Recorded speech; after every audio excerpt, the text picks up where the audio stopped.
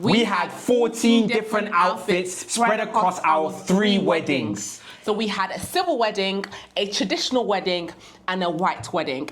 And we actually have a few of our outfits here with us. Yes, we and do. in this video, we are gonna talk about the entire process of making the dresses, designing the dresses, and the stress we went through to look good on the day. Yes, we ended up looking amazing. Like we've had videos that have gone viral on social media. Yeah. Thousands and thousands of people saying, wow, your wedding dresses and your outfits are amazing. So we're here to break it down and talk about what we went through in the process. Yeah, literally, we've had people say, like, I've never seen, for example, my suit for the white wedding, I've literally had people say, my after party suit, I've literally had people say, I've never seen a suit like this ever, from people who are like obsessed with suits, and they said they've never seen this. So we're just gonna go into every single one, detail by detail, just going over like the process, what they mean, our inspiration. And I think it's going to be a really good video. I mean, I would have loved to have seen a video like this when we were doing our process. So this is going to just be an informative video, just explaining everything. So let's just get into it. So let's start from the white wedding dress. So my white wedding dress is actually here. I know you can't really see it well, but we're going to insert a picture of it. And I honestly loved my dress. I knew what I wanted from the get-go. And I knew that I wanted a silhouette dress, figure hugging, but a dress that had a lot of detailing on it. So what happened was that we got our dresses made in Nigeria, because in Nigeria, the tailors are really talented. But that also comes with the stress, because a lot of the time we are working under pressure. We actually gave our tailors really good time, but we still and then we also did that thing of like telling them an early time when it's gonna like we told them that our wedding was in August. So what does that tell you about Nigerian tailors? If like... we'll get to that in a second. Right. So our wedding was in November 2025, and we told our tailors that we needed the dresses and the outfits by August 2025, and October 2025, a lot of the dresses still weren't even completed. So that tells you, as Faye said, a lot about Nigerian tailors. Yes, they are good, but are you actually ready for the stress? Because it's very stressful. Anyways, back to what I was saying. I started off, talking to my designer. So at the time we had a stylist, and the purpose of a wedding outfit stylist is to essentially take care of the designing of the dresses and making sure that they are actually liaising with the tailors. So you have your tailors, which most people talk with and just deal with the stress of talking back and forth with the tailors, and you have a stylist who's meant to be like an intermediary or like a middleman basically between the client, which is us, and the people getting married, which is us, and the tailor. So having the stylist was meant to make our life a lot easier. But it in fact added way more stress. It made it so much worse, because the stylist we had, there was just so many issues. He just wasn't turning up to meetings on time. We were having He'd be turning up on a train. I remember like just so in transit. He was in transit, going to different part of the country, Nigeria, and he's taking a meeting. It was just so messy. Anyways, back to what I was saying. I knew what I wanted, so the stylist communicated with the tailor that we chosen what I wanted, and I'll insert a picture of essentially what it is.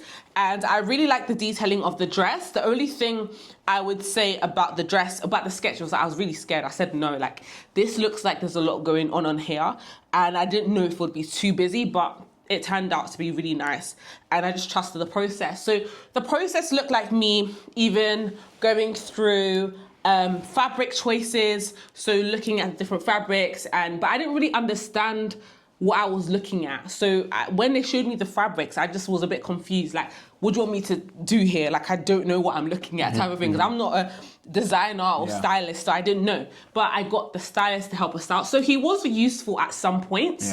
And this is when he was very useful. So So the stylist sent those fabrics? Yeah, the stylist sent the fabrics, kind of saying, look, like, what do you want? Because with the white wedding dress, you have the outer layer. Sorry.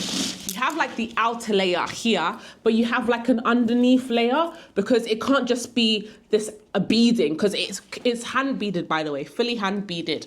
So that meant that it needed to be the beaded needed to be done on a specific surface, but then underneath that surface there needed to be some sort of material underneath, so that the white colour can be prominent as it's a white wedding dress, right? So that happened, that was good. And the dress started to get made essentially. And they would show me update pictures, you know, with the sleeves. It was getting sewn, hand beaded, and it was starting to really come together. But I was really concerned about the chest area because I didn't want any cleavage on my wedding dress. I really wanted it to look modest, timeless, and you know, 30 years from now, I wanted to like look at my wedding pictures and be happy that this is the decision I chose. So I really made that clear in the group chat with the stylist and the tailor that look, I want my chest area to be covered as much as possible, but still having the sweetheart neckline. That's what it's called, the sweetheart neckline. And it was really nice. It ended up being really, really good. So that was that. And as the dress was getting made, they were showing me the different layers and things like that. But then they sent me what looked like a completed video of the dress. And I was so confused because I said, no, like, this can't be my dress. Like, it didn't, even I was complaining to you, like, I almost cried. I was like, no way. Like, and this was very... And was this before or after? Remember that contention with the whole sketch? Remember how you were like, I needed to be digitally... Yeah, I wanted a digital sketch because I'm a very visual person. Like, I need to see how things are. I didn't want to see it on like I didn't want it to be a handwritten sketch, if that makes sense. Like, I wanted a hand-drawn sketch, that's the word. I wanted it to be digital because I like to see things. But they said, oh, sorry, we've gone past that part of the process. We can't do that anymore. And I was like, oh, but like, I need to see that. It's too late. Essentially, it was too late. So I just left it. I said, whatever, I trust you guys. So, yeah. And I'd seen what they'd done before, the work they'd done. I'd seen that they are capable of executing it. So I left it to them. And then I saw this dress, the completed version, what looked like the completed version. And honestly, I was scared. I was like, this can't be my dress. And I remember... Looks big. Yeah, like it just didn't look fitted. It did not look fitted. It did not look good. And I remember my mum, I showed her the video and she was like, are you serious? Like, you know my mum, she was a typical Nigerian mum. Like, if you don't know, my mum's a typical Nigerian mum. So she was like, what? Is this the dress that they've been talking about? So we were so annoyed. We called them. My mum was literally basically shouting on the phone saying, what kind of rubbish is this? Da, da, da. And they were like, sorry, don't worry. This is not the completed version, even though they said it was. Yeah. And like I'm the mesh area. So the mesh, the like chest area was a white mesh. Make it make sense. I'm not white skinned. I'm black. So the mesh especially on the chest, needed to be my skin tone. Yeah. So that's when they now sent over mesh. They sent over different tones of meshes to the UK, and I like compared it on my skin and saw which one was most suited to me. So then they added the mesh onto the dress. They replaced the mesh, and it ended up being good. So also, one of the things that I loved about my white wedding dress was my veil. Yeah, the veil was beautiful. Everyone commented on the veil. Absolutely was amazing. I loved it. It was so good. So good. And I feel like that really made the dress, because I wanted a tail on my dress, but I don't think that was communicated well in the process, which should have been by the stylist, but he didn't. So that was one of the things that happened, but then I feel like the veil really made up for it. But it was so heavy, that veil. Do you remember when we were doing the vows? I was literally like, our pastor was like talking to us in the ceremony, white wedding ceremony, and my head was literally like this. Like, I was trying to act normal because it's our wedding day, but at the same time, my head was hurting. I was like, this thing is painful. But Fashion is pain sometimes. Yeah, beauty is pain. So, and funnily enough, I actually didn't see my wedding dress in person until like a week before the wedding. Right. A week before, went to Nigeria. I wasn't even going to go. My mum was like, no, we need to go to Nigeria to try on your dresses. Faith didn't come because my mum tried to get Faith to come. Faith was like, nah, man. Faith was like, I'm not doing that, mate. I'm not. Like, if it doesn't fit me, mate, I'm sure we can get a blazer to be adjusted here easily. But a white wedding dress and just dresses in general was a bit different. And are you happy that you went? Yeah, I'm really happy because I got to see certain things. Like even the mesh, they had to even end up changing it because... And you've got a video about that, isn't it? About going to Nigeria. Yeah. That should be up by now by the time this video comes out. Or later on. So when I got to Nigeria with the dresses, like to try on the dresses, I'm actually really happy I went because the mesh actually was a bit... I think it was a bit lighter than it should have. So they got a mix up of the meshes that I tried on in the UK because they numbered it to make sure they knew which one would actually fit me. And they got a mix up with that. So that meant that they had to replace the mesh. So I tried it on. It was in Abuja. The shop was in Abuja. I tried it on. Didn't look good. It looks okay, but it could have been better. So then that was a bit of a mixed mishap. And I had to go back and forth to the studio, which was just long. My gosh, like, especially Nigerian heat, long. But anyways, that was good. To be honest, thank God, the white wedding dress ended up to be really good. And I enjoyed wearing it. Yeah. Like, it was a beautiful dress. Honestly, it was. Wearing it. The fabric, such a nice dress. Guys, this is hand-beaded. Wow. Hand-beaded, like, wow. one by one. I'm going to show you, I need to get a video on here. I'm going to show you, I'm going to insert a video of the hand-beading. It's so intricate. Look at, like, the one, can you see how no. this was beaded? You can see that it's one by one by one. Yeah, so a lot of attention and You've got a video detail. of what, them beading it?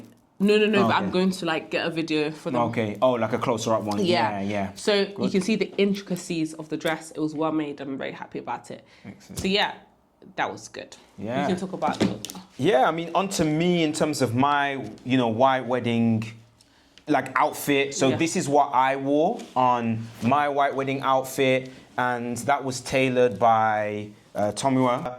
And yeah, I really, really, really like this. And I just want to talk about like process from the beginning all the way towards the end. So I started off with swatches. So as you can see here, this is a really like clean fit, but this is not how it was at the beginning. So in the beginning, the tailor started showing me different swatches. So just like different fabrics of what I wanted, he would show me these different patterns. And in the beginning, so something about me is I don't want to do what everybody else has done. As you've noticed, we don't like doing things that everybody else has done, but obviously I still want it to look good. So in the beginning, I was all for the idea of like a different pattern. I was all for that idea. I was like, yeah, sure, let's do a different pattern, 100%. Let's do a different pattern. Material for the blazer. Like here it is right here. So you can't see much. I'm not sure if the camera will pick it up. But this one is a bit patterned. It has a floral design on it.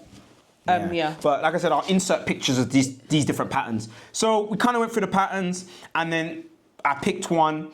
It was actually this one. I picked this one, and then we was also talking about the kind of like lapel. There was a short lapel or peak lapel. So a lapel is this part here. Oh, I'll just show you this one. So a lapel is this part here. Like the collar, it's like the collar. This whole thing here is called a lapel, and we were just talking about the different kinds of lapels that we wanted to go for, and I decided to go for a short lapel. So both of them are short lapels, which kind of like you can see it curves out a bit and then in. So that's a short lapel. We also spoke about whether I wanted the color to be different from the lapel to the actual like fabric of the suit. I'm not really on that. I like things that are like simple, clean, but timeless. Yeah, timeless. I'm gonna look back, like Blessy mentioned, 30 years later, and I'm still gonna like what I've seen. So yeah, went for a short lapel, and yeah, that was the outcome. Now, originally, this was supposed to be my white wedding suit, and the floral design. Yeah, the floral design was supposed to be my white wedding suit, and when it arrived, because it arrived first, I didn't really like it. I'll be honest with you, I wasn't really a fan of it.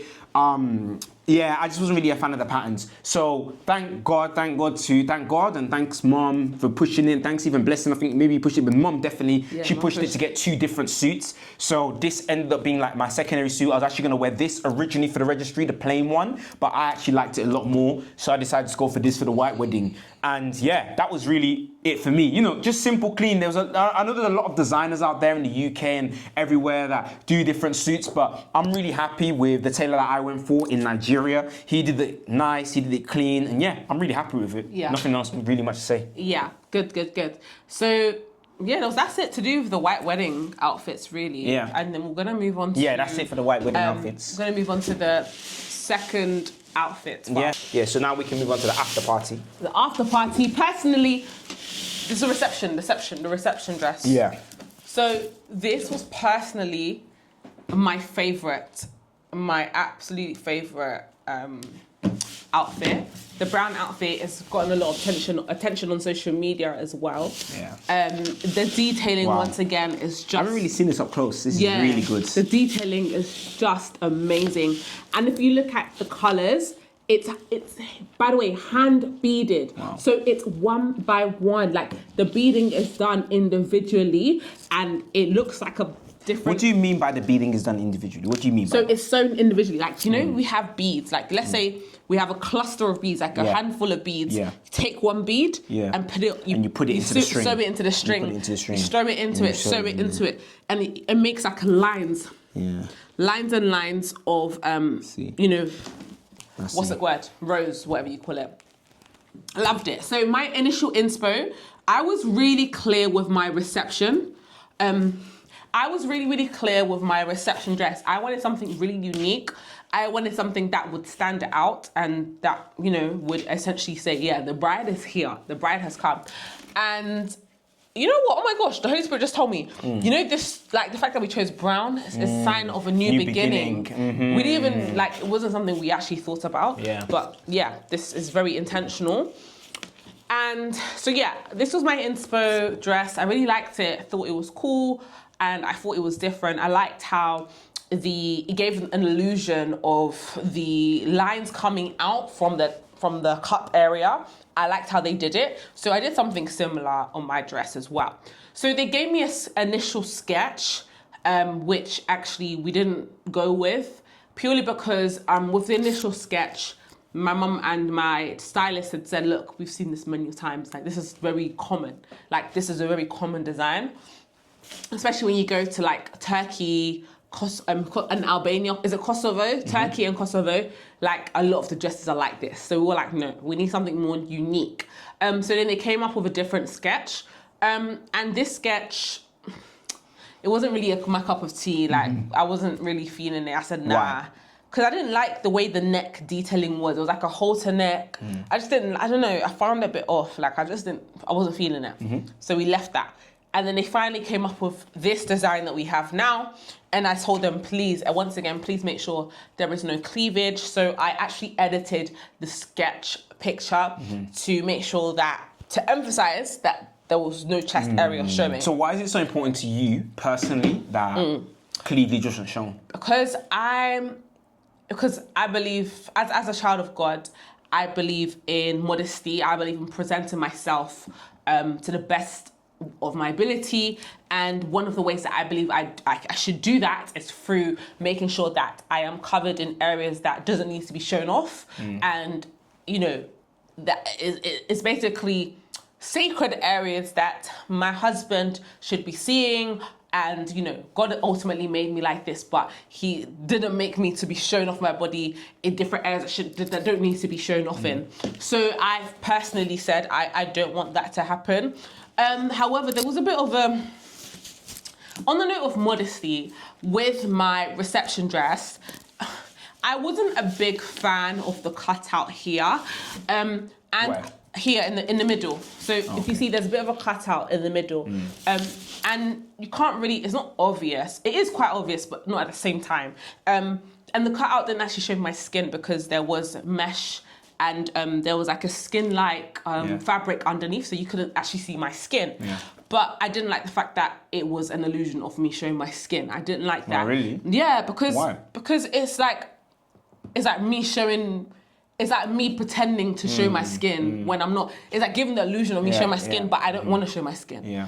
So what would you have done instead? So I would have closed it up. Yeah, completely? Completely, because why not? It wouldn't have made a huge difference. But I guess the reason why the stylist and the tailor were like, no, look, have a bit of a gap so that it can showcase the what's the word? It's like the cup area. In the initial inspo, there was a cup area that would have a few lines and things like that.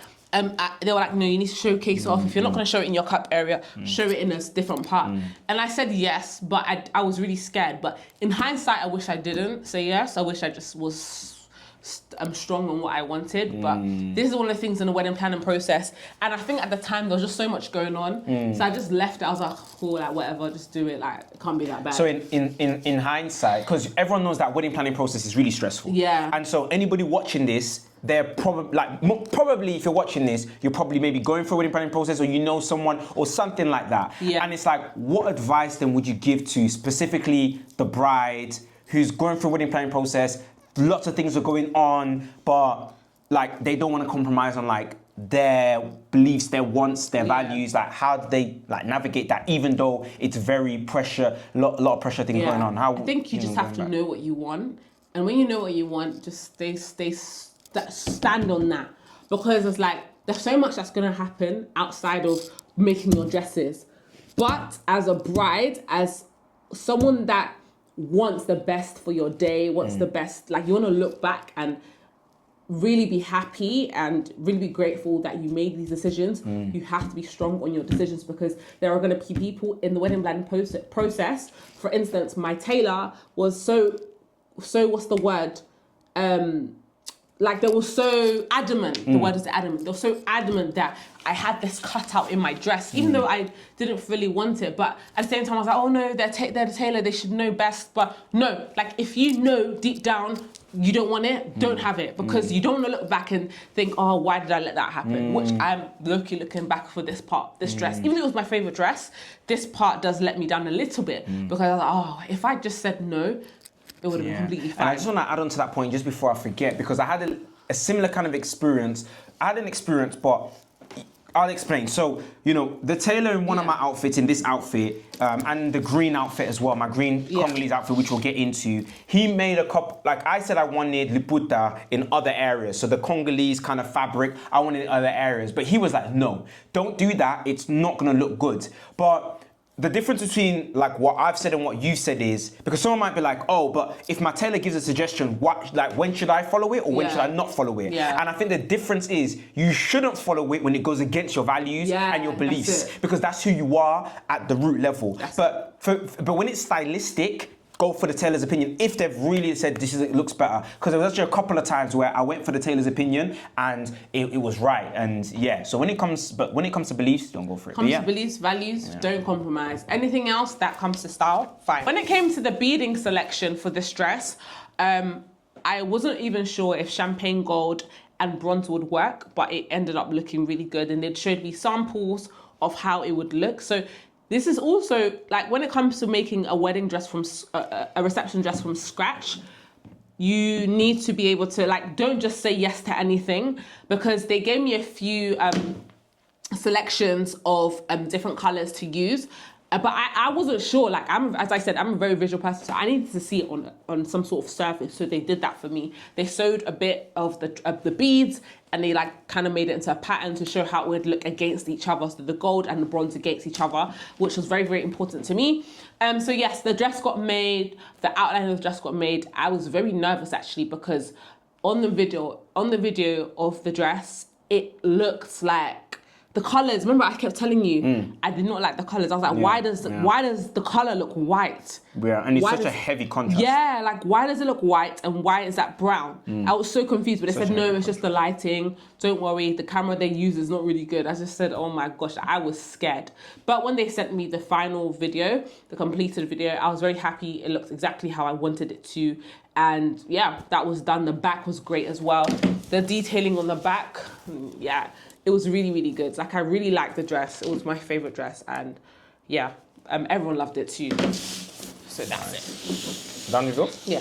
Cool. So let's go on to mine. So this is my reception outfit, and I absolutely love, this suit. This is like, honestly, for me, this is the best suit I've ever seen in my life, personally. I'm so happy.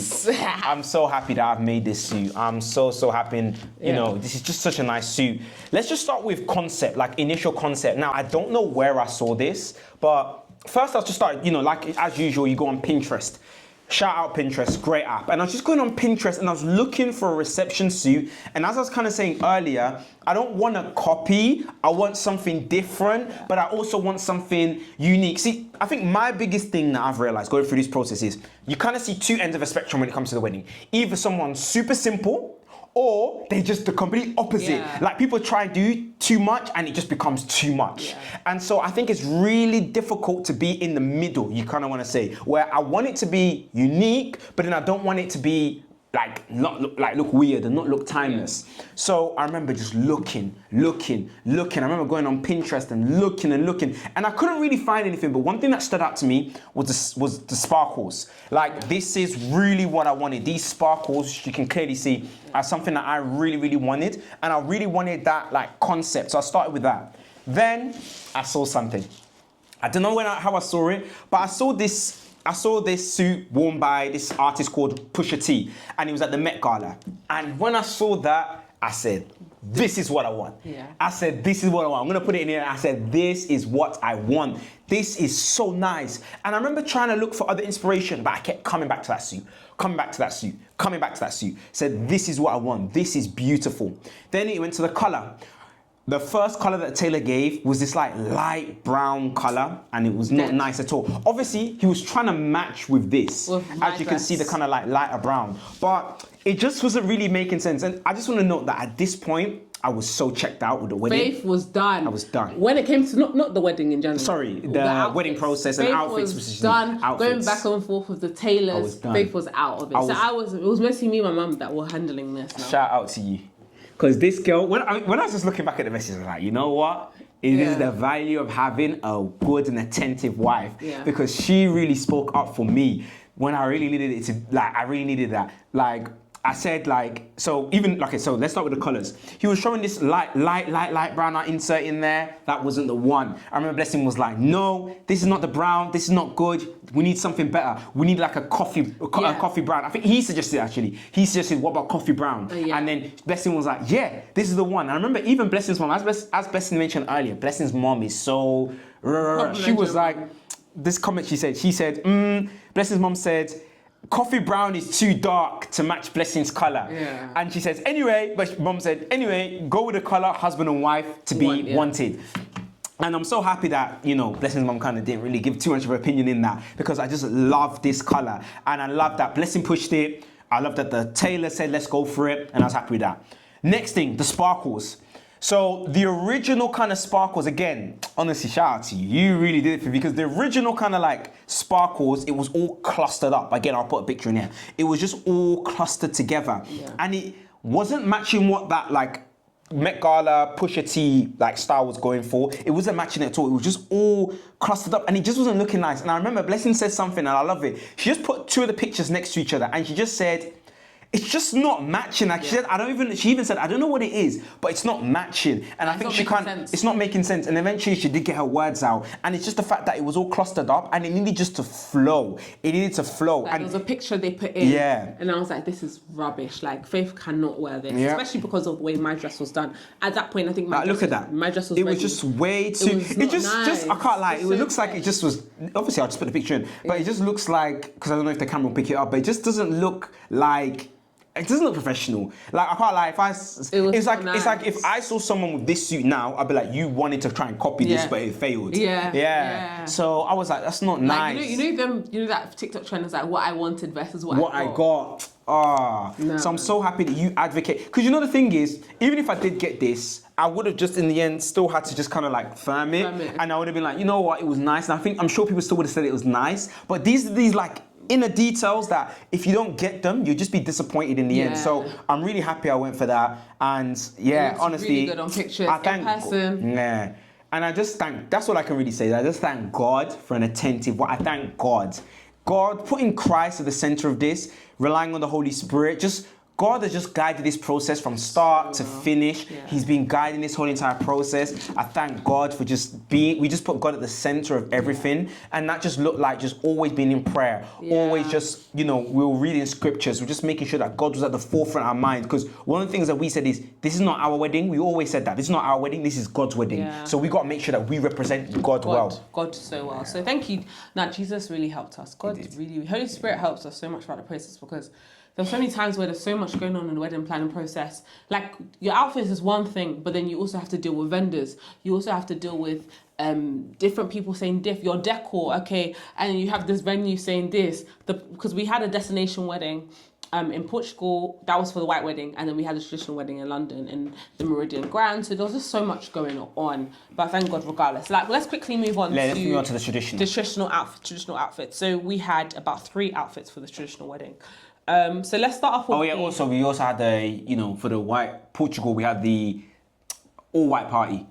Oh yeah, But would you we'll insert talk about those that pictures? later. Oh, it's finished the white. Just finish the white. Okay, Just right. insert So, those pictures. Yeah. in Portugal, we had a welcome party. So that was the day before. Was it the day before? Yeah, the day before the wedding, we had a welcome party just to welcome the guests and just to kind of get everyone together before the big day. So we had blue outfits. I had a blue dress made.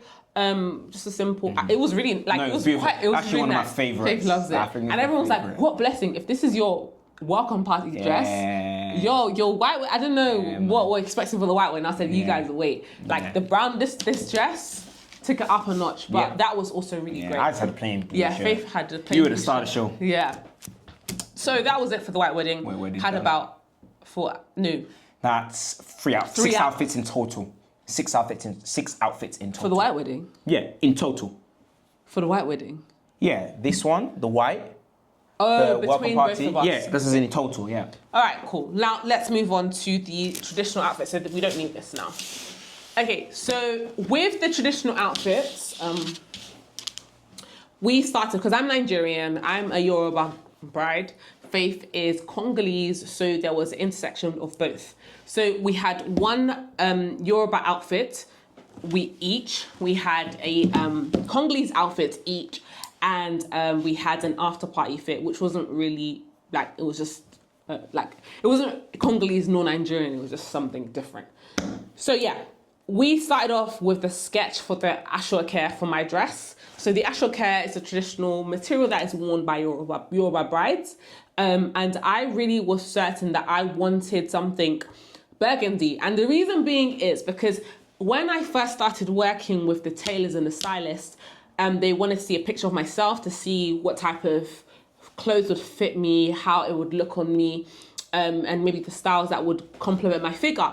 And I actually sent in a picture of myself in America. I went for a business conference, and in this picture, I was wearing a burgundy top. And in that picture, my stylist was like, "Oh my gosh, you really suit burgundy, like this dark berry type of color. This suits you really well." And I said, "Yeah, you know what? We're gonna go for that. Like, let's just go for a burgundy berry type of color." So that was on the color palette. We had a color palette, and we made sure to stick with that for the Nigerian dress. So they sent us a sketch, and I was happy with it. I wasn't too fast. I told them I liked this. I had a bit of inspo that I had, and I liked something like that. So they kept to it. So yeah, they just got started with the ashoke.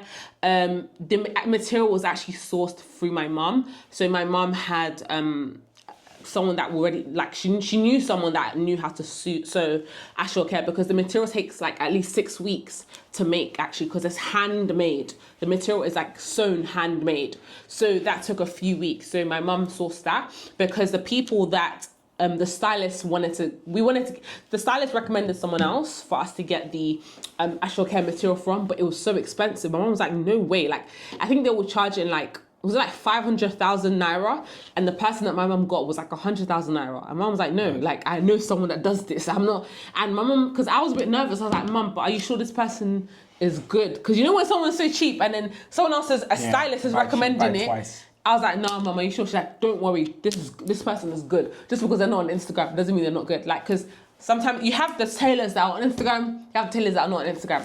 So Mum's like, "Don't worry, like, you're good. Don't worry." So yeah, started off with the process, started making the dress. It was good. I have nothing to complain. No complaints about my ashoke dress.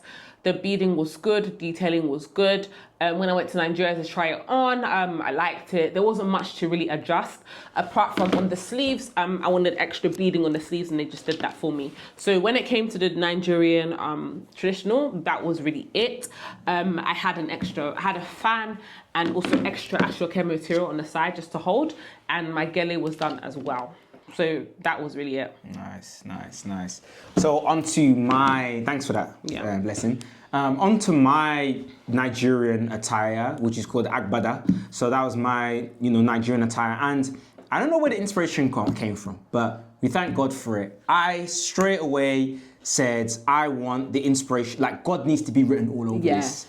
God needs to be in this. The reason being is because we've seen a lot of different agbada designs, and agbada is very heavy on designs. Like, you can't have a plain one. Like, it needs to have some sort of detailing, some designs on it. And we were like, if we're gonna have any designs, it has to be representation of Christ. Yeah, because I don't know where these, like, I'm seeing other designs, I don't know where they're coming from. Yeah.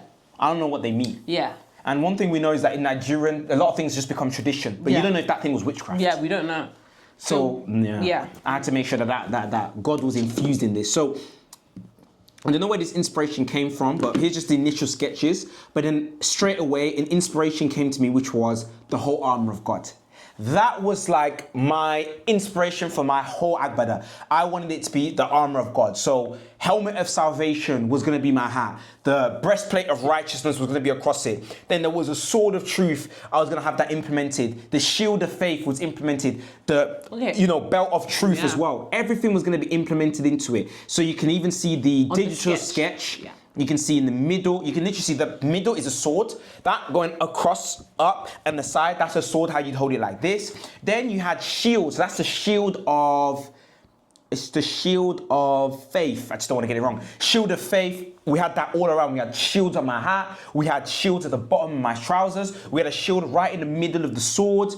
And then we had the belt of truth. Literally, that was also a belt. So that covering horizontal line was also a belt. So this whole thing was just Hebrew writing. Yeah. There was also Hebrew writing in between the belts. So what did that mean? Yeah, I'm gonna get into that one by one. So that was literally that was the main inspiration of it. So one of the themes that you can see in the agbada is a lot of fire. You can see a lot of fire around the swords, and I wanted it kind of like fire and like eagle. That was kind of the inspiration. There was wings. There's going to be wings. They're wings, and it's like a fiery wing. So it's red, but then they're wings at the same time. And one of my favorite verses in the Bible, one scripture that I've relied on for years, is Isaiah 40 verse 31. They that wait upon the Lord shall renew their strength. They shall mount up with wings as eagles. Yeah. And even Deuteronomy 28:49 says, an eagle swoops down. So eagles are a big symbolic, prominent figure within the whole Bible, and fire as well, fire from the burning bush. So I wanted to incorporate both of those things. So the fire with the red of the color, the wings. Fire, the yellow. The yellow and red. Fire, yellow is a mixture. So those are the things I really wanted to incorporate. And deep it, like you could also say like you were the guy, you were the eagle on the day. It was your day. Like this is you. Agbada is such a it's such a boss. Everyone will look at you. Who's that guy? It's the groom. He's entered the chat. The conqueror is here. Man, it's so good. It's so good. And I'm so happy that, do you know what? Even just talking about the armor of God, so the belt of truth and the blessed face of righteousness, I think, the Holy Spirit's just telling me now, as I wore that, it's like because when you enter into marriage or entering into something, there's a scripture that we've been meditating on a lot recently. It's in 1 Corinthians 12:9. It says, I'm paraphrasing, but a door has opened for me. Paul says that an effectual door has opened unto me. And it just makes me think that marriage is like a door. And I believe that as I was entering into marriage, I was entering with the whole armor of God. Because look, marriage, it's fantastic and there are great, but there's also challenges because the enemy doesn't like marriage. The enemy does not want to see, especially kingdom-minded couples, get married. So I think it was such a beautiful thing, and thank you, Holy Spirit, that He inspired me to come with the armor of God. From head to toe, I was covered. I had my helmet of salvation on. I had my belt of truth. I had my breastplate of righteousness. So I thank God for everything. Now, on that belt of truth, I wanted to put some Hebrew in there. And there are 3 words that I wanted to put in there. Again, I took it from Isaiah 40 verse 31. I took that word kavar. That word kavar means to wait, to look for. That's what it said, those that wait upon the Lord. And so I wanted 3 words in there. And, I think I wanted kavar. Yeah, I did put kavar. So I put kavar on the right-hand side. So kavar is on the right-hand side facing me. Kavar is on the right-hand side. But then on the left-hand side, it says glory, power, and honor. So it says kavod, gevurah, and hadar. So kavod, gevurah, and hadar. So that's glory, power, and honor. And you see that on and on about in the Bible where it says giving Christ His glory, His power, and honor. So that was it, man. It was a lot of thought. And honestly, I have to shout out the tailor, Tom Moore, I have to shout him out. I have to, because He did well. he did an exceptional job of getting what was in my mind and then translating that into reality. And even as well, I don't know what it's, the staff, it was an the eagle. stick. Yeah, the stick was an eagle. I don't know what it means in Nigeria, but it was an eagle. And that was either... Wait, there's even an eagle. Zoom in. Yeah. There's even an eagle and something else. Yeah, it's an eagle. I think it should have been a lion. Yeah, I think it was a lion. An eagle and a lion. Yeah. Yeah. So everything, and even your back, the back of your outfit was the wings of an eagle just to show, look, this is who I'm representing. This is who I'm representing. Yeah. So that was really good. So good. I loved your outfit. Thanks, that was actually one of my favorites. Thanks. Okay, cool. Let's move on to the Congolese outfit. Woo! Honestly, that was my favorite. Like, that was not my actual favorite, but it was a good one. I think it was the people's favorite, though. Yeah, the people loved it. I think it was the people's favorite. I loved your one, actually. It was really nice. So all my outfits thus far, like my white wedding dress, even though I hadn't worn it at that point, my white wedding dress, my reception dress, they're both long sleeve. My ashoke, which is the Yoruba outfit, also is long sleeve. So I initially was going to go for a long sleeve Congolese dress, but then my mum was like, we can't do another long sleeve. Like, it has to be something different. So we started to look for inspiration on that. And then we landed on a halter neck type of dress. And we wanted to add some sleeves to it because it add that sort of elegance. And we were going to say, look, we're going to go for like a deep like emerald green type of color, because it's very different to the ashoke dress. And also, I don't think I'm gonna wear a green dress, and like in terms of what I was gonna wear my wedding dresses. So I said, cool, let's do a green. And we said velvet this time because velvet is like has some sort of like added premium to it, especially if it's good velvet. And even the journey to get a good velvet was long. Like, oh my gosh, I think they purchased... I don't even know how. Yeah, Faith was done. But they purchased like 3 different velvet materials, and every single one of them was so bad. Really? Mum was like, we are not wearing that, because when it's cheap velvet, it's so obvious. So my mum was like, look, it has to be good velvet. It doesn't matter if we have to pay extra. It has to be good. I don't think you even end up paying extra. Okay. Because people in Nigeria, they want to go for the cheapest thing so that they can have more profit. So my mum was like, listen, we're going for something that is good. So we end up getting like really good velvet. You have to be someone to Nigerians. Oh my gosh, I can't lie. At some point, I did check out. I was like, Mum, I'm not doing this. I can't be bothered. So it was my mum that was tussling with them. I said, thank God for my mum's life, because God. Bruh. Yeah. So then it came to choosing the Laputa now. So in Nigeria, we wear Ankara, which is basically the same as Laputa. So there was different options that they showed me. Didn't really like many of them, but we landed on one in the end, and that was good. So at this time, I could get a digital sketch. So I was able to get a sketch of how the dress would look like, and I really, really liked it. The sketch really showed everything, and it came together really nicely. And I said, great, this is what I want to go for. Fabulous. So they got started on the dresses, on the Laputa and the Congolese dress in general.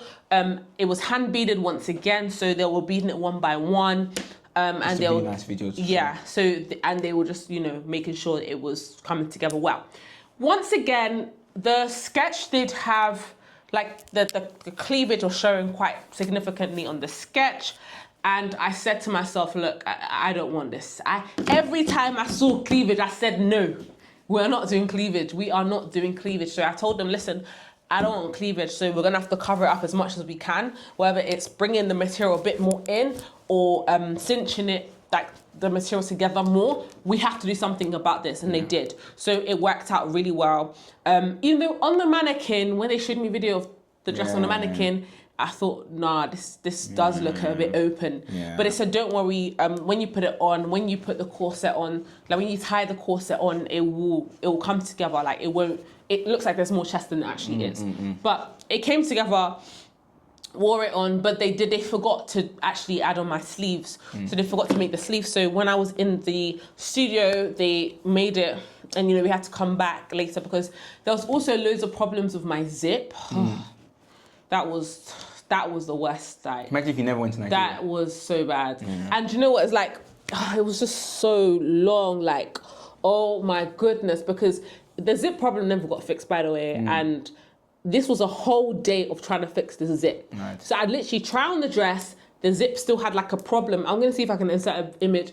The zip was still kind of bubbling. It kind of poked out a bit. Yeah. And it was to do with the way because velvet is quite a stretchy material. So they said that when they would sew the zip on, it caused it to poke out. It was, I didn't really understand it, but they said, look, it's a problem that we'll try and rectify, but we're not sure if we can. But my mum was like, no, we have to rectify this. Everything has to be perfect. And I was like, yeah, it's true. Like, why are we paying all this money? And the zip and the dress is not looking good from the back. We're going to get onto the money, don't we? We're going to get onto the prices and how much everything costed, by the way. So that was fine. It didn't get solved in the end. But we went to like 2 different tailors to try and fix the problem. None of them can fix it. And I think my mum was, at the end of the day, I think it was literally like 11 p.m. And we started the day at like 10 a.m. Mad. 11 p.m. And the zip problem was still the problem we were trying to fix. We just left it. I was like, Mum, I'm tired. Maybe we can find someone in the UK who can do it. But at that point, it was too close to the wedding and there was too many other things to sort out. So we just left that to the side. And it wasn't the end of the world. It was just the back. And no one's really going to look at your back. What happened in the end? How did you fix it? I didn't. The zip it poked out, but no one noticed because... Oh, crazy. Yeah, no one noticed because it's like, it's your back. No one's going to really care. Oh, mad. So, yeah, in the end, still looked great and was happy with the outcome, really. Yeah, excellent. And really, with my dress, with the Laputa dress, I really didn't want there to be too much Laputa, purely because when there's too much of it, in my opinion, it can look a bit tacky. And I communicated that to the tailor, and he said, yeah, like, trust me, we're going to be very intentional with that. And at this point, by the way, I had no stylist. It was just, we'd got rid of the stylist. The stylist wahala was too much. So Mom said, let's leave all the group chats with them. We're done. Like, we're done with them. We even paid more than we should have. But Mom was like, I don't even care. Like, forget that thing. We are moving on. So we just made group chat separately with the tailors. Now we cut out the stylist because it was too long. Yeah. So, and I just said, look, I just want to make sure that it's classy, it's timeless, it's elegant. And they did that. Yeah. And going on to, I think it's a perfect point for me to start talking, which is, you said quality of liputa. Yeah. Because like you said there, I didn't even have that much liputa on my outfit. So my final design, which I'm going to put up now, you can see on the collar, that's the only place where I had liputa. So liputa is, the more Congolese material, like the material that's associated with Congo. And this is the thing, like going to the concept and initial thinking about how I was gonna do my design.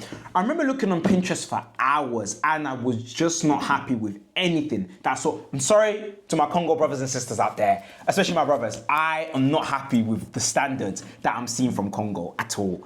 I'm not happy. It seemed like it was always the same. It's always this grid thing. Obviously, that's a specific material. I can't remember what it's called now. Yeah, it's a specific material. Maybe it was for a specific tribe, I'm assuming. Yeah. But it's still like, you should still do better. Common, like, even then, even if it was a different one, it would just be like, they put a bit of liputa and then they just leave it. That's what they do. They just put some liputa. And the women were right. I'll give the women a bit better. But the men, the women were right. But men, it was just way too basic. And I'm like, yo, listen. I'm not the, look, my wife's always gonna look, she's gonna be the star of the show, but I'm not gonna let people just look at me and go, oh, he's just there. Yeah. I wanna be, that's common. I'm gonna be on, even on par if I can. I'm gonna try and be on par. And I'm gonna make sure that we both look good. So that was a big thing for me. So I remember we went through design after design, all types of stuff. I was like, no. I remember he was trying to tell me these big lies. I was like, no. Because my concept for this now was the Lion of the tribe of Judah.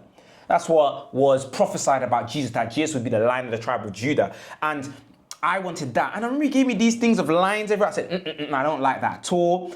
And then it wasn't until I was scrolling through Pinterest and I saw this. And I said, this is what I want. Where it was just kind of a black and it was a lion. It was a black suit. It was a reception suit, but the way that they put the lion on. I'll put a picture. I'll definitely put the picture. It really did look good. I'll definitely put the picture because I know it won't come up on here, but I'm going to put this. You can see here with this line on the side. And I said, I like that concept. So I'm inspired from here. I kind of want it to be like this. So from there, and then this was kind of more the style that we went for with this line on there. Yeah, the blue outfit. And you can even see I'm even doing scribbles on there. I'm like, cool, I want this design. And then And that's kind of where it kind of started. He ended up doing a digital sketch and it came out great. And initially I was like, but where's the liputa? Because I was like, I can't see it. Like, I love the kind of like outfit, but I want liputa. I was thinking maybe I can have liputa on the collars. I can have a little bit on the bottom of, you know, I can put in pictures, sleeves. Bottom of the thing, and then obviously on the lower of the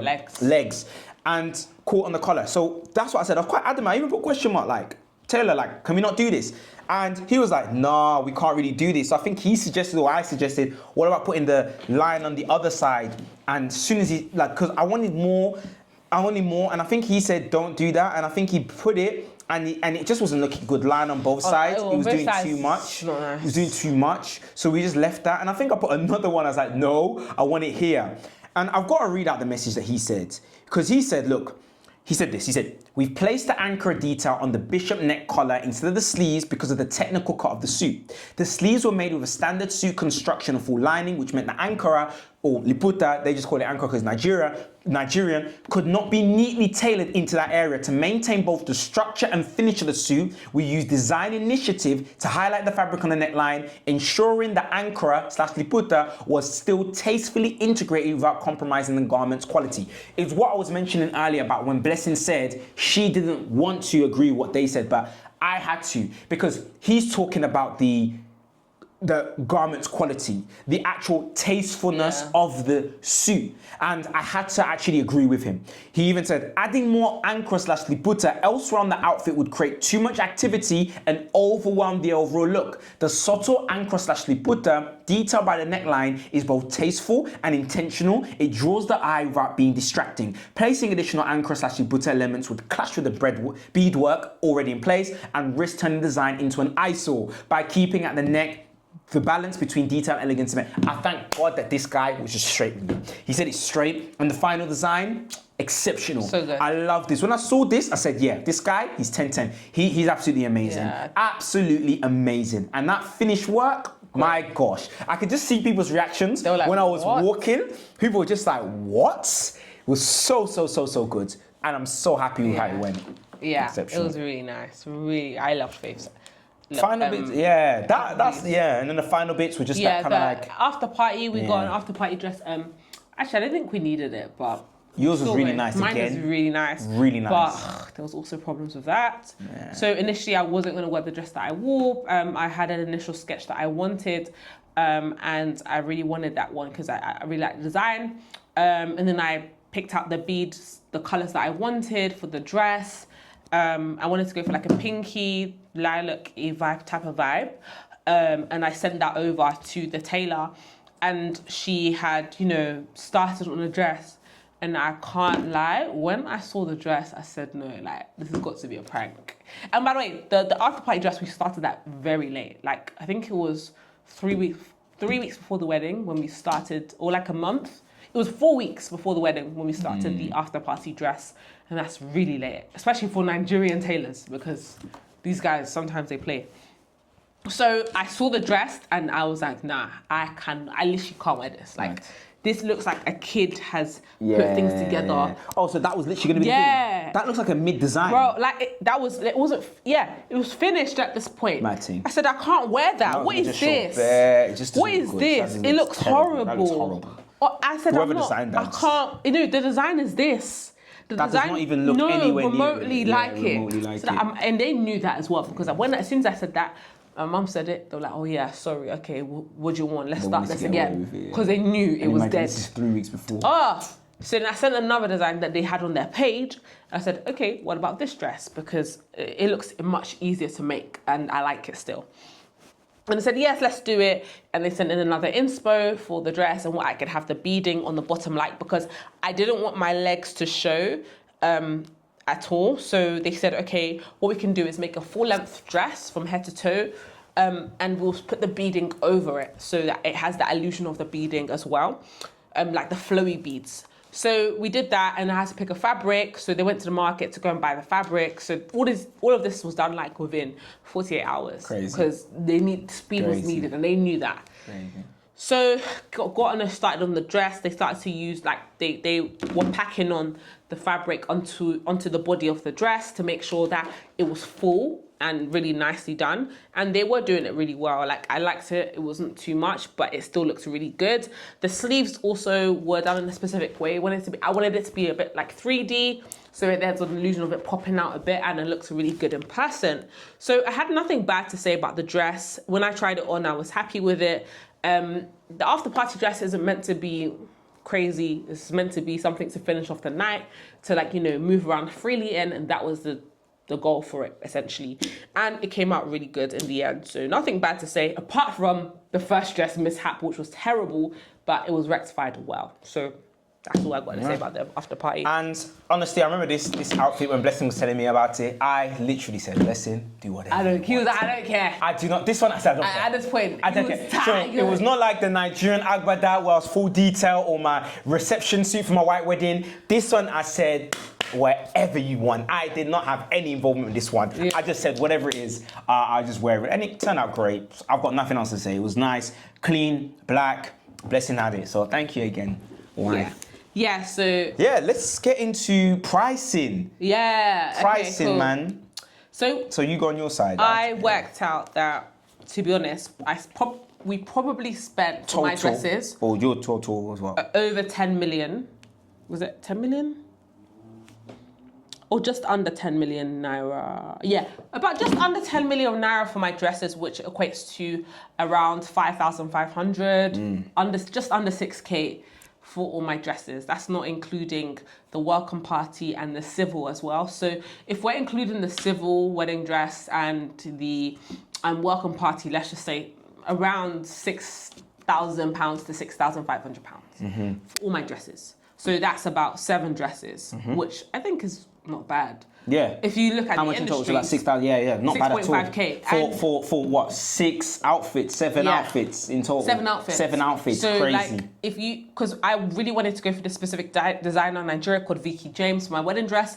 But when I saw that she was quoting like $10,000, I said, for what? Yeah, for one? For the white wedding dress. Is that what she's on? Yeah. $10K. Yeah, and I said, you know what? Like, charge what you want. I hear it. Like, yeah, she's bigger than name. Price. Yeah. Charge your worth. Charge your worth. Respects her. Just and like, I hear it. Like, charge your worth. Like, I actually hear it, but it was just way over my budget. And I was like, yo, like, we can't do that. Nigerians are really coming up, man. I got the price of one Vicky James wedding dress for like all my dresses, if that makes sense. Yeah, and it still turned out very good. It went viral, and people still liked it. I loved it. Love my dresses. For me, I think total. So the green Congolese outfit was 550. The pounds or 550. So I'm talking in pounds. I don't know about the rest of the conversion. So the green Congolese was £550. I don't know how much the agbada was. I don't know if you know how much the agbada was. We can get that up. We can get that for you. Okay. The green was that. The brown reception that you see here was £600. And in the after party, the black one for the traditional, that was £150. So that total...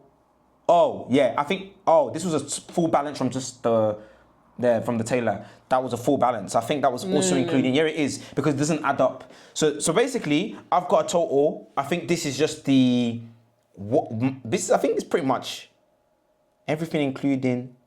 Oh, okay.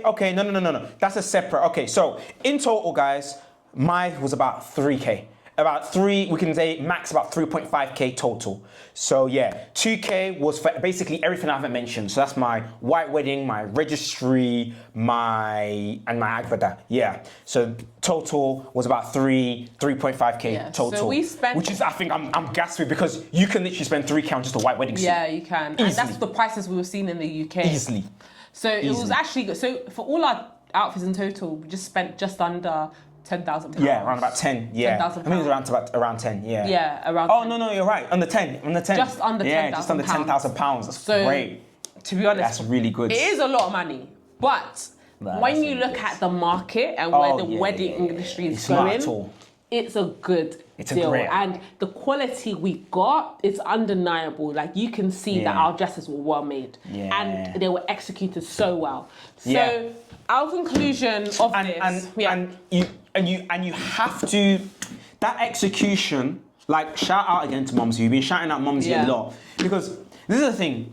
I think it's kind of like two sides of the spectrum. Either you're gonna make sure you're on your tailors to execute, or you're gonna have to pay the cost to execute. Yeah. The reason why tailors, like, shout out to Vicky James, shout out to some of these other tailors in the industry that are charging their prices. The reason why they charge those prices is because you don't need to speak to them 3, 4, 5, 6 times to get the execution you want. But I hope that this video can be for somebody out there who maybe is thinking, I know someone's probably watching this video and they're like, what? Yeah. I was ready to spend 4, 5, 6, 7, 8K on my one white wedding. A man's out there going like, I was literally ready to spend 2,000 or 3,000 on my one white suit, and you got all of that for 10K? Yeah. But you have to be on it. There's a certain mindset you have to have. Yeah. Do you know what? This is probably the reason, shout out to Mumsy, but even us too, just our entrepreneurship mindset. Yeah, man. I think that really helps us. Even when it came to my background deals. in sales. Sales, talk about helped that. so much talk about negotiating, because at some point I was like, no, like, the initial prices they were quoting us was way higher, by the way. We probably would have spent way over £10,000. Yeah, way over. But because my background in sales, and the fact that I always say that women are so good at sales, because we have it innate with us to be able to say, look, I don't want this and I'm going to fight for what I want. Like, we have that within us. Like, my mum doesn't have sales training, but she is a damn good negotiator. She's really, really good. And it's because it's within her. Yeah. We have that naturally inbuilt within us to say, look, I want this, I want that. Especially when we're very certain on certain things, like our wedding dress. Yeah. Nah, we've got to negotiate. So that's exactly what we did. The first quotes or the first invoices that we got were the last invoices that we got, essentially. It was always negotiated down. And that really, really helped. And that was key, not just for our outfits, but in the whole wedding planning process. Yeah. You have to negotiate, obviously within reason. You have to be fair. You can't be selling silly prices. And that's just all just that. But like, it helped so much with saving money and ensuring that we got what we wanted, the quality remained, but also we weren't taken advantage of. Especially as people from the UK who are working with Nigerian tailors and stylists, they will charge you so much more because they believe you've got money because you live abroad in the UK. So these are things to note, like, especially if you're not just from the UK, but America and all these different countries as well, Western countries, they will charge you a way higher price just because they see, okay, yeah, this person's from America, this person's from the UK. No. Yeah. And like, it was quite universal. Like, I would reach out, for example, just to wrap up, like, I would reach out to, I remember when I was looking for stylists, tailors and things like that, I would reach out from my British number because I have a +44 number, and the price list they gave me was crazy. Like, they'd be charging in dollars, not naira, and when they charge in dollars, it was way more. And then I'd ask my mum, can you reach out to these people? I'd forward the number to her, and she'd reach out to them, and the price that she would get was considerably less because she had a Nigerian number, and a Nigerian number that she would use to reach out to these people. So it made me think, you gotta be smart in this game. Like, you might have the money, but it doesn't mean you should fling it around, because with wedding planning, there's so much more to it than just one section, which in this case was the outfits. No, you got to think about your decor, you got to think about catering, you got to think about your guest management, you got to think about security. There's so much to think about. You have to make sure you are being wise with how you are spending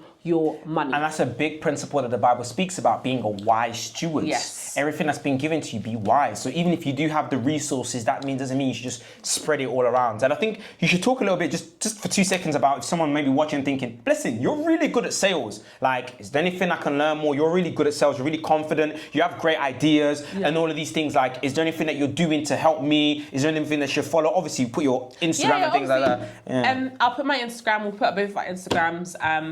I help women to get into the industry of sales and make income from it, because if we naturally have that within us to be able to sell as women, then why not take advantage of it? Why not make money from it? And don't forget about, like, you've got also a challenge where you really show people like how to be more confident and sales, different things, like just everything more about you. Sales. It's more about you and everything that you do, and if they want a challenge, they can just click the link, isn't it? I run challenges regularly, so usually they're like 3 to 5 day challenges. I'll just talk about confidence, talk about just building as a woman in business, building as a young entrepreneur, because there's so many challenges that we face. It's not just about sales, like that's one aspect to myself, but there's so much more that has built me as a person, and I shared that with my challenges, and I like to bring other like-minded women together on these challenges. And so if you want to join struggling, just DM me on Instagram, follow my Instagram That's for the it. next challenge that we have, and we will, be able to add you into that. Yeah. And For likewise with me as well. I've also got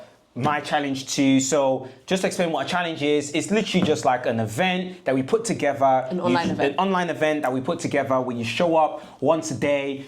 They're great, Look, I don't want to talk too much. If you're interested, you can just hit us up. But if you just want to kind of know more, there's links there. Message us in DMs, because you might be like, you know what, I really like Faith, or I really like Blessing. I just want to know more about how are we able to afford this? Yeah. Like, where do you guys get this confidence from? Where do you guys get these ideas from? We train people, you know what I mean? We consult people, we mentor people. So if you want any of our mentorship or anything like that, and any of our business, it's there. Hit us up, guys. So, yeah, man. We hope you enjoyed this video, and if you want anything else that you want us to record, make sure to write it in the description box below. We'd be more than happy to serve you guys and help you guys out on this channel, because this is the purpose of our joint YouTube channel, is for that. So we hope you guys enjoyed this video. We really went to as much detail as we could, because we wanted to not gatekeep and just showcase everything that we went through. So I hope it was helpful. And anything you want to say to wrap it up, Faith? No, I just hope that this served you guys. That's it. Just, I hope it served. I hope. All right, then.